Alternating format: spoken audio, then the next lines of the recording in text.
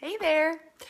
It's been a week since I think I posted my last video about starting yoga teacher training, and it's been a crazy week. So 3 solid days last weekend of the training itself, and then a couple of classes early in the week. And then I was furiously preparing for a speaking engagement I had today, which was awesome. And I realized, I haven't done another video to kind of fill you in on some of the things that I learned, lessons from the mat, as I've started taking this yoga journey.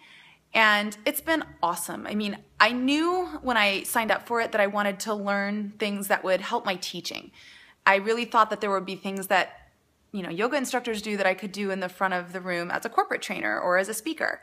And first night, I was highlighting and writing things down, and one thing that really stood out to me that first night was this whole idea that yoga is an inquiry. It's not about getting into the perfect pose and always having it perfect. It's about where is my body today and what needs to be adjusted. And really, there's constant rotation of things you could be thinking of, right? I haven't had this much brain scanning going on since I was a pilot trying to scan all the instruments in the cockpit. But it's, are my feet level? Are my legs pulling back and pushing forward? Or where are my ribs? How's my breathing?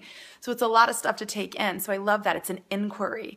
And I actually used that concept in the speaking engagement I did today, which is funny because by the end of that first training weekend, I said to the teacher, she asked who was overwhelmed, and I was like, me, I feel overwhelmed. My thought early this morning was there is no way I'm ever going to teach yoga because I can't even get the poses right. Like, this feels crazy.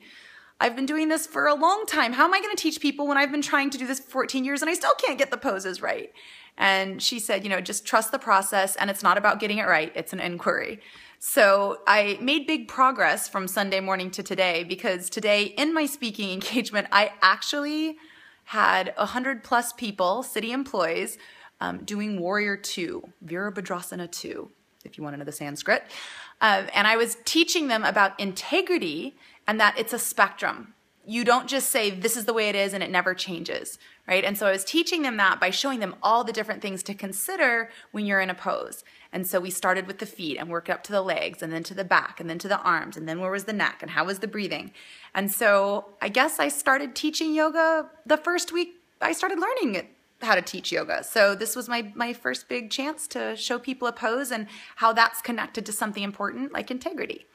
So it was kind of an exciting week, ups and downs, like, I love this, I could never do this, I'm gonna give it a try, and the journey continues. There is no end point, it's just about what you learn on the way. So that is my lesson from the mat on week 1. I hope it's helpful to you, and that wherever you are in your journey, you realize that you know more than you're giving yourself credit for, and it's not about getting it right, it's about connecting with people. And on that note, I'm going to read you a quote I wrote from the book when I was studying tonight. Ultimately, we are teaching individuals, not yoga. And that's by Annie Carpenter, the woman who created SmartFlow. So just remember, whatever you're teaching, it's not about the subject. It's about the individuals that you're connecting with.